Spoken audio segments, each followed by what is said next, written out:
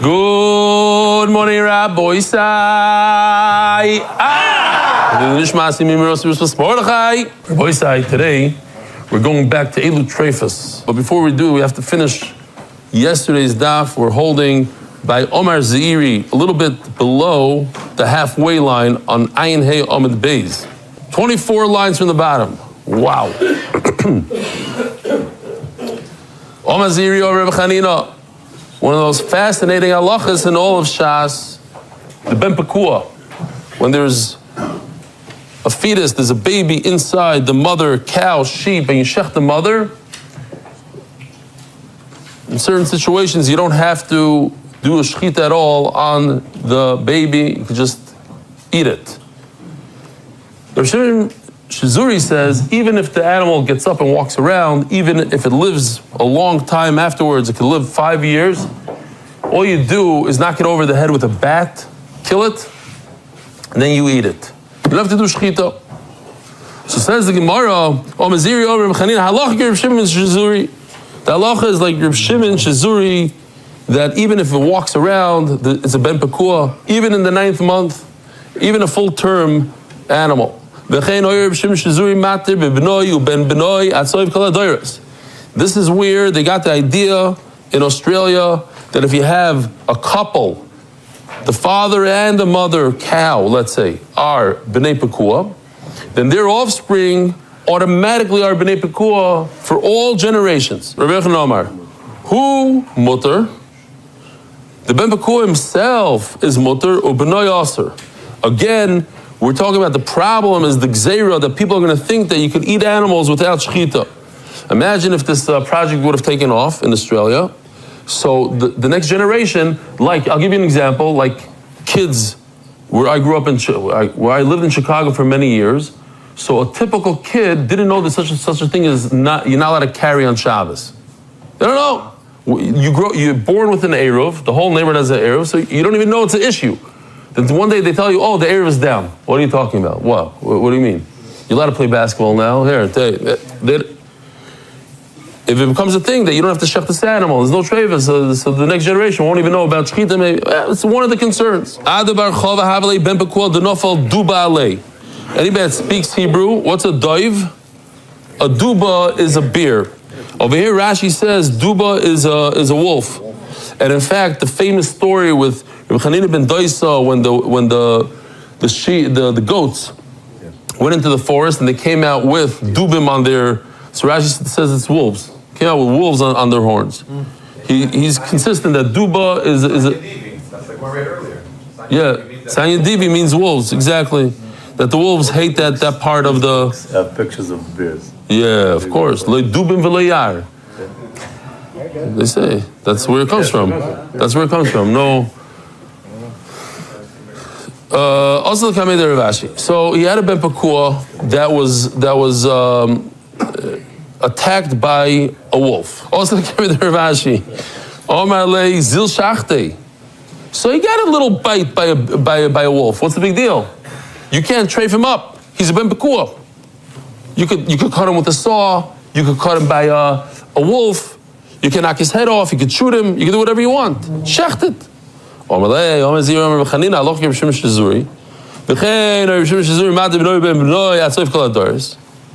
You're allowed to eat it for generations. Even Rabbi Yochanan said that you need shechita only its son. Rabbi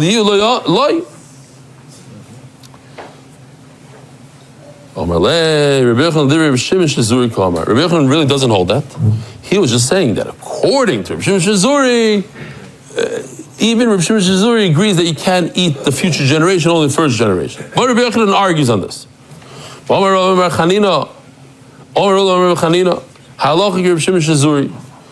is like Rabbi Shimon Chazarah, that what? That a ben pekua, even a full-term fetus that walks around for 5 years, plowed the fields, you're allowed to kill it and eat it without a shechita. We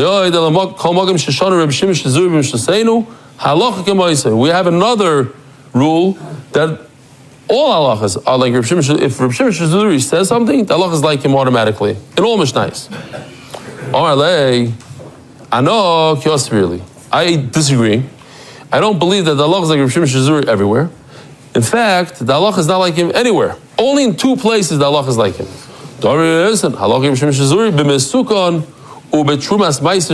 Only twice. What's Mesukon? Mesukon means a person that's in danger. His life is in danger. A person that's dying. If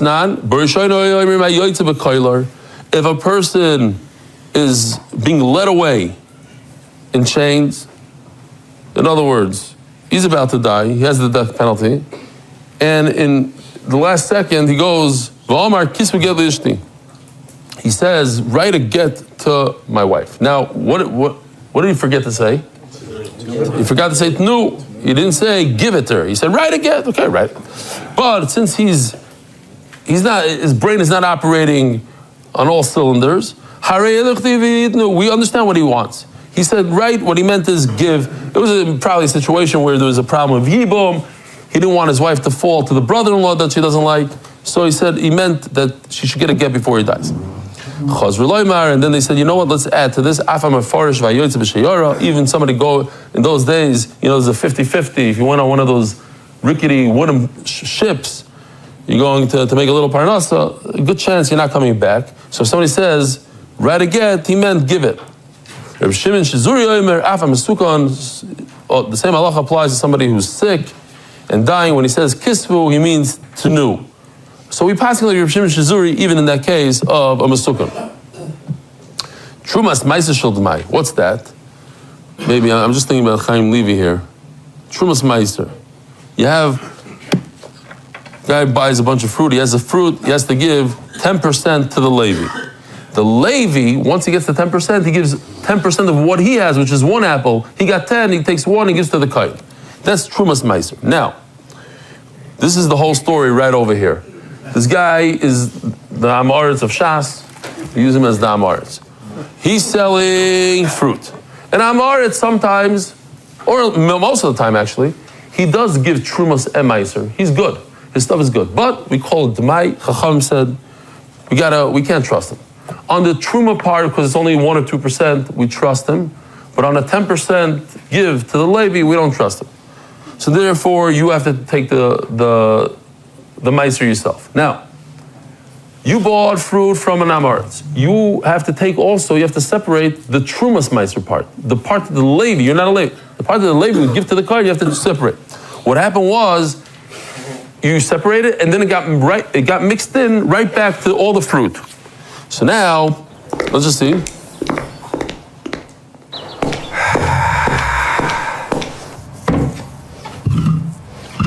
It really should say Trumas Meiser. This is Meiser.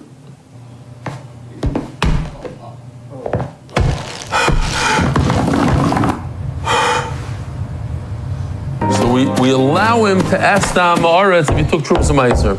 Tell me, trust the apples Amoritz. you sold me, you took my Sarah, right? Sure.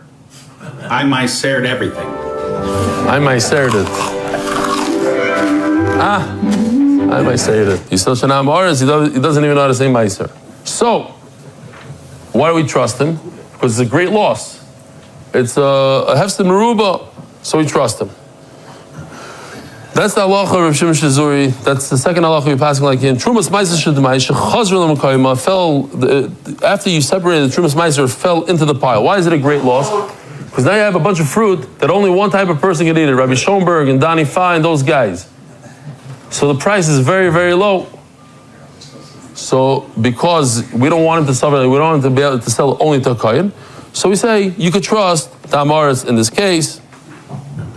Taisa says that, and it says this lashon over here, af b'chol, even in a weekday, shoyalei b'oichlei al piv. So Taisa says the difference because he says only Shabbos. Shabbos he says a lashon mipnei she'emas Shabbos olav. He has the fear of Shabbos. You hear this? And there's a famous joke. What? Amoritz. Even Amoritz has the fear of Shabbos. Av b'chol shoyalei b'oichlei al piv. Zog the Gemara, Mishnah. So now we're going back to Elo Trefus a little bit. So let me just show you this real quickly. This is the build of an animal's hind leg.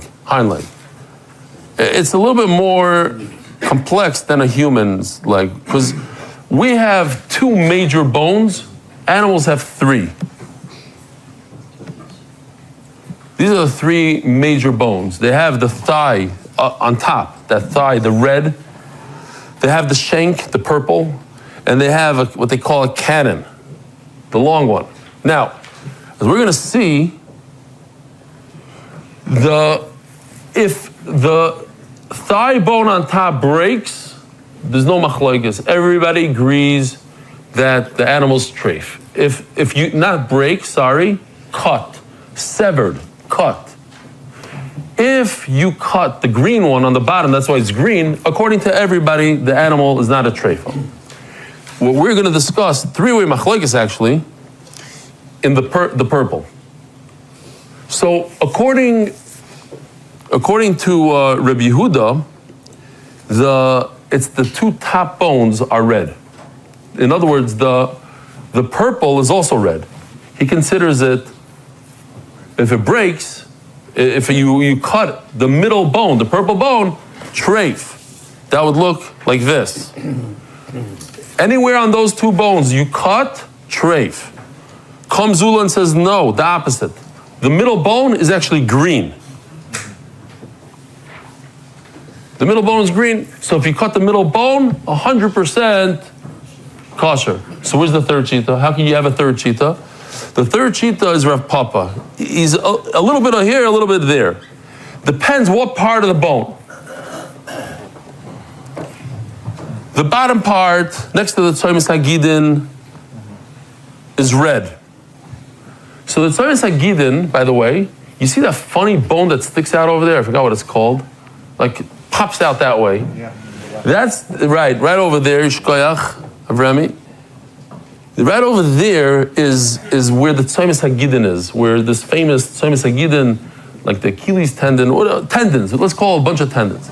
So that area, if you cut, says Rav Papa, no good. But if you cut above, it is good. Wow. What's the obvious question? It seems, it doesn't make any sense. You cut below, it's okay. You cut above, it's okay, but you cut in the middle, it's not okay. Wait a minute. How can you cut above and still be okay? Aren't you cutting sinews and all that stuff? We actually had it in Chullin a few times, this exact idea, and that's all we're discussing right now. That's the Elu Treifus of today. Well, we're going to have more, but that's the gist of this whole Amud right here. Says the Mishnah, Behema shenechtechu ragleha, an animal that its back feet are cut. Mina arkuva ulamata. Arkuva is a joint for the most part. Now, if we look over here, there's quite a few joints here, but there's you can see over here it says arkuva. You see arkuva? So this is joint number one, between the thigh and the shank is one joint. There's another joint right over here between the shank, between the purple and the green, which Rashi doesn't really address the joint part. He calls the entire shank bone the joint, the arkuva tachtoina. It's actually a machlokes between the English art scroll and the Hebrew art scroll in their picture. In the English, he calls the joint because he doesn't like, I guess the English art scroll didn't like the fact that the whole bone, it's not a joint, it's a bone. But the Hebrew, which is more accurate, I think, because it came out later, and in Rashi it seems like it's pretty obvious that he's talking about the whole bone. So we'll see. Min arkuva, again, arkuva is a joint. From the joint down, that's where the machlokes is. What joint? That's how you could have a machlokes. Is it talking about only the lower joint, and that's why you only have one little part green, or something about the upper joint, and then you have two giant bones that are green that you're allowed to, that if they're cut, it's not a treifa. Min arkuva lemala, but once you go above the joint, that's certainly the thigh bone is above all joints, but maybe even the shank is above the lower joint, and memela min arkuva lemala psula. It's treif, you're not allowed to eat this animal. So we're going to talk about the gidin. The Tzomis HaGidin, we already showed it once, show it again. What if there's a broken bone? So sometimes a broken bone is so severe that it can't heal and the animal will die. If there's a lot of, the majority of the flesh around it, the muscle, the flesh, so it could survive. Then you could eat this animal. If you don't have a majority of meat, all this will be explained in great detail. We're talking about the lower joint. So shita number one, lower joint. So says Rabbi Yehuda, Memela, let's go to Rabbi Yehuda. Lemata, what is okay? Lemata ben arkuva, from the joint. He still didn't explain what joint. Lemala, lemata ben arkuva. What's treif if the leg was severed above the joint? Be'eza arkuva amru, what joint? Ba'arkuva hanim keresim aroish. You see, when you sell a head of an animal, there's very little meat in there. So you have to compensate the buyer. So you give him the lower part of the leg, the green part in this picture. So we're talking about the lower joint. What can you do with that lower part? I guess you can make gala from it. Ula argues, Rabbi Yisrael, we're talking about the upper joint that you could recognize right away. I think this is what it means. I just put an arrow here. I hope I'm right. The joint that is very visible in a camel. Because if you take the same joint in a cow, it's like it's hidden. You don't really see that joint. There's a lot of meat, in a camel, it's right there. It's a different color, the whole thing, yeah?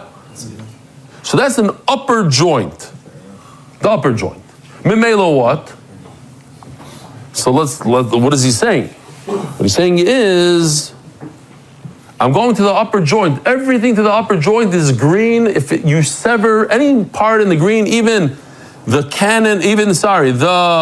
shank, even the green, the middle bone, sever it, kosher. It's from the upper joint and top, the thigh bone. That's the big problem. I have a question.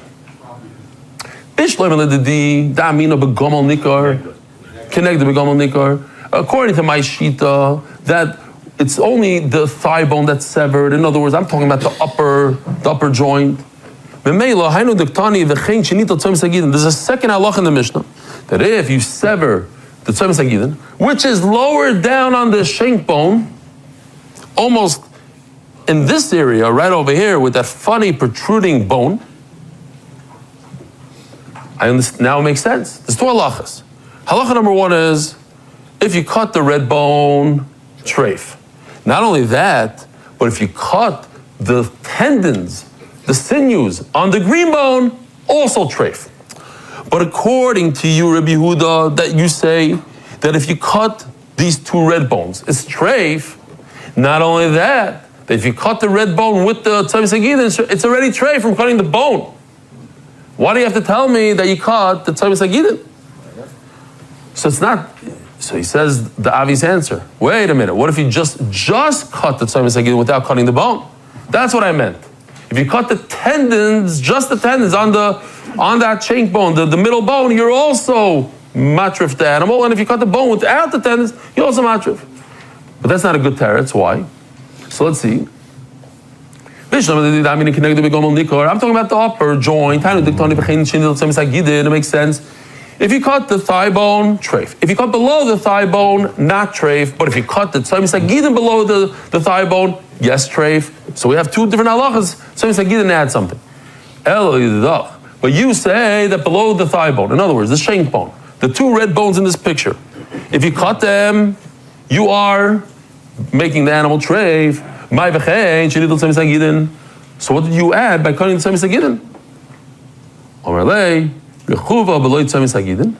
If you cut the bone, the shank bone, the middle bone, you're making it treif without cutting the tzomis hagidin, without cutting any sinews. I am saying a chiddush. I'm saying that if you cut the sinews, even without touching the bone, you made it treif. Two halachas. But he says that doesn't fit into the lashon. I'm very makbid on the lashon. The lashon says v'nechtechu katani. Nechtechu means it's a complete separation, a new word. Anyways, when you severed the bone, nechtechu means you severed the bone completely with the sinews, with everything. That's what nechtechu means. Ishtik. Rabbi Yehuda didn't know what to say. He couldn't He couldn't fix his pshat. He says, Nechtechu, how can you say that the pshat is cutting the bone without the sinews or cutting the sinews without the bone? Nechtechu means you're cutting both of them. The boss of the Nofek Omar, after he left, my time in Loyamirle, I had a great comeback. Why was I quiet as if I was defeated? My time in Loyamirle, Lemato Menar Kuva, you're right, below what's okay, what's kosher, below the lower joint. That's great. The can.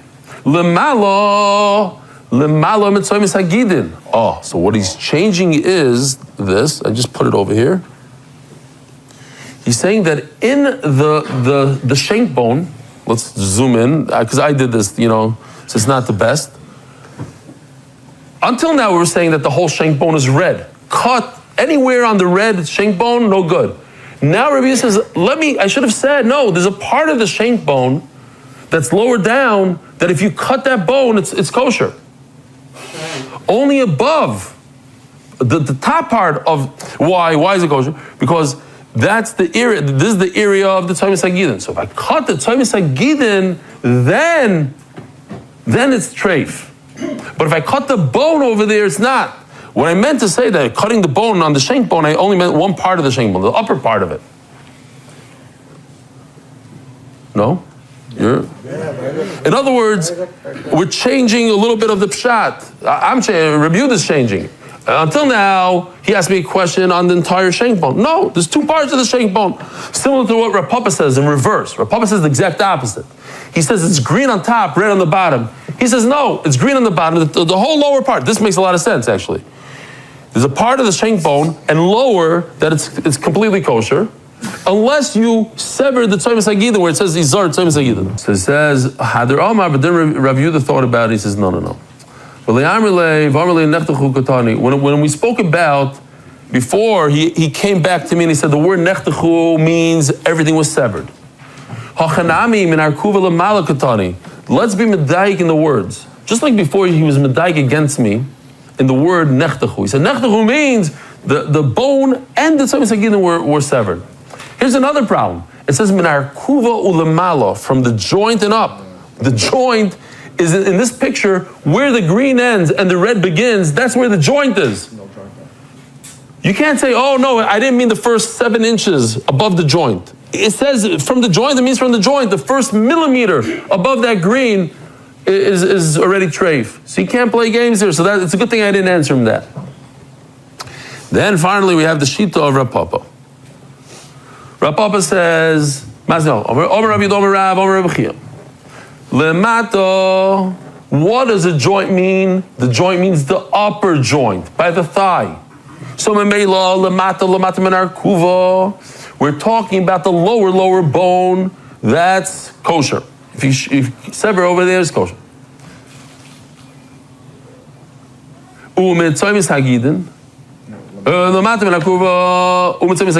Right, this area right over here, with the funny bone, that's the Tzaymis Hagidin area. Everything below that is kosher. The upper means the red bone right over here, the thigh. And he didn't address at all the middle bone, the shank.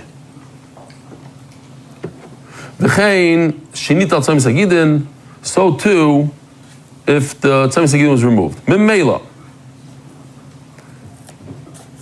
The lower part of the shank bone, if you cut it over there, where the Tzaymis Hagidin is, on the shank bone, red, no good.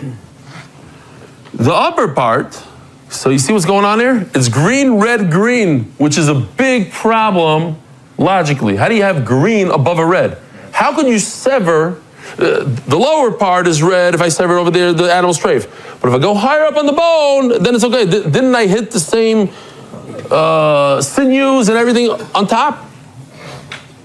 But that's what he says. Noob shot. There's a complete red on top, the thigh, you hit the thigh, treif. On the bottom, totally kosher. The middle bone depends. The lower part of the middle bone where the Tzaymis Hagidin is, treif. Above that, green, Barkuva gufa, what does it mean, the joint? Kideula. It's referring to the upper joint. The upper joint. And that's why he says the thigh is treif. Omer Rishaya. As Rishaya, oh, sorry. Gufa kideula Omer Rishaya. Yeah, you're right. Barkuva gufa kideula Omer Rishaya. It's like ula Omer Rishaya. Ask the Gemara, not Rabbi Shai. The Gemara asks, is it possible that you cut above, on the green arrow above, and the animal will live? But lower down, if you cut it, it's going to die. They take it very seriously. No xeris. This is a fact. You cannot bring logic when it comes to treifa. You can't, like we had it, I forgot, with the spleen or something. A hole in this should be a treif just because a hole in that. And the Gemara brings this Gemara that I involved, that what?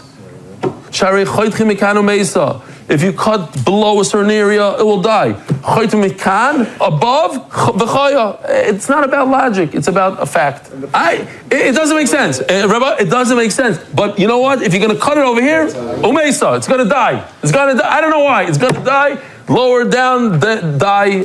Higher up, no. Givaldi. Okay, so now we're moving on to another sugya. We're still in Eil Treifas here. Here we go. It's Gishmak. Oh, should I show you real quickly? So over here you have this giant guy, and then you have these two guys right over here. Let me just show you real quickly on my glove. You see, 2 and 1. This is from the Shechita. We took this from the Shechita. This is ours. I'm trying to get my money's worth. Couldn't eat it, I might as well show it. So I'm saying these are sinews, and they go down over here. We show the fat. There's different ones. Okay, so now, real quickly, Gershon, you got it? Push the button over there. Rab Omer Rav Ashi, da garmo lebar. A garmo lebar, meaning, a garma is a bone.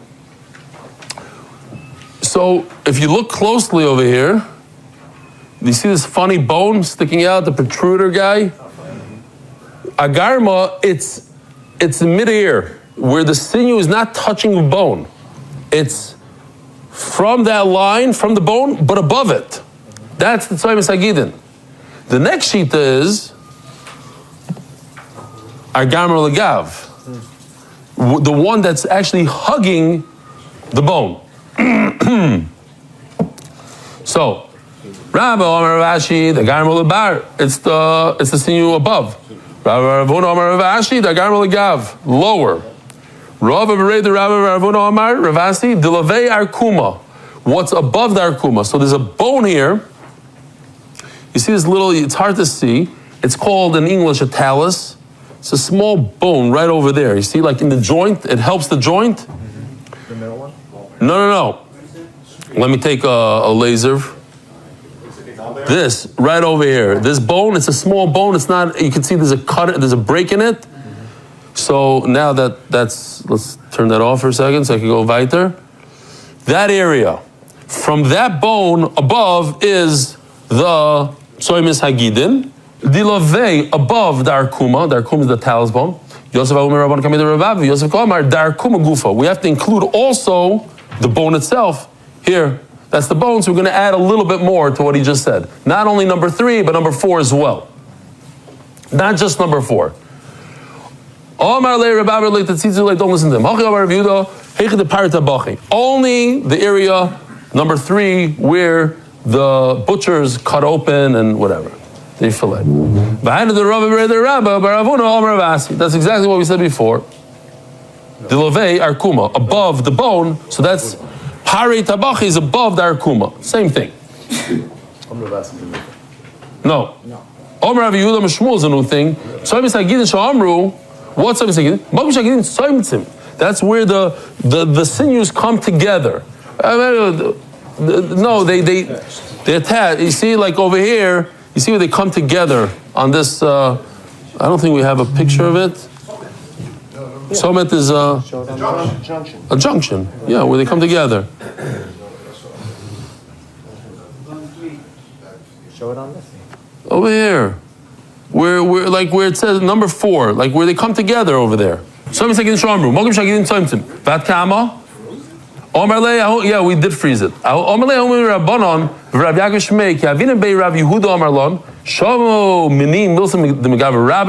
listen to me, I heard this from a great person.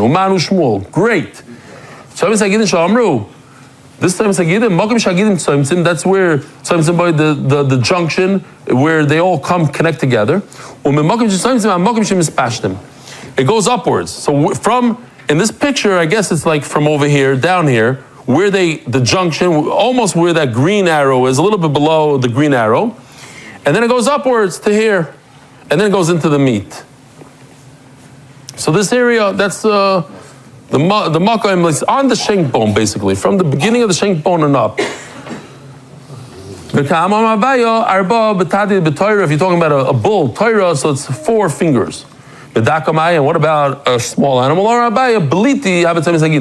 If it pops out, it's Beli, if the sinews are not swallow, what's a good word? Absorbed in the meat, you have it, that's not Ashune, if they're very hard, have it you should feel these. They're tough. That's Rakich, if they're very soft, have it those are already not Alim, if they're thick, have it that's a raya of Ktine, small ones, have it Chivare, thin ones, have it Chivare, white, have it Lo Chivare, not white, lo have it Now if I involve them in the base, Omar, keeping the zige, if they're like pale, see-through, afal gav, how do you say see-through? Clear, if they're clear, you're right. Keeping the zige, afal gav, the loy chivare, Omar Ameimar, Mishmeder Rav Zvid, Klosu Chuti Havo. As we saw, there's 3 sinews, there's 3 major gidin. Chad alima, one is very thick, utrei katini. We mamish saw it live, right? If the major one rips as the roiv binyan, then most of the structure went 5. Here, let's see. Here we go. Here's the big one and the 2 smaller ones. If you sever the large one, so you most of the structure went, because the large one is larger than both of the smaller ones. If 2 of the small ones snap as the roiv minyan, then you're at a 3. 2 out of 3 are gone, so it's a problem. Ravashi Masni Lakula. He says, no, you could use this for us to say that this animal's kosher. If sikalima, if the large one snaps, so you have 2 left. If siktini, if the 2 small ones break, binyan, I have most of the structure, and that's okay. I'll remind you of the video. It's kedai to see again. Beautiful video from Rav Weissfish. Yeah, I have 16 gidin. 11 on this side and 5 on the other side. And you can see each single gid. Even if just one of them is snapped, it's safer. Okay, so the 16 gidin, 11 on one side, 5 on the other side. Story. I was there by Abba. Who's Abba? What's his name? Ravashi. Mar bar Ravashi. Mar, the son of Ravashi, was by his father. And they brought in front of him a bird. He only found 15. He noticed that one of them is slightly different in size than the other. He opened it up. So it's a trick to make sure they have 16. Sometimes it's hiding. Says Rav, check this out. If one of them, the majority of it snaps, here you could see, it's severed only a roiv, but the other 2 are intact, that's enough to make it treif. Roiv. My rubai b'roiv echod mem, one of them is snapped for the majority. 51% of it is snapped, treif. So Shmuel says, no, I argue. There's 3 total sinews. Gidin.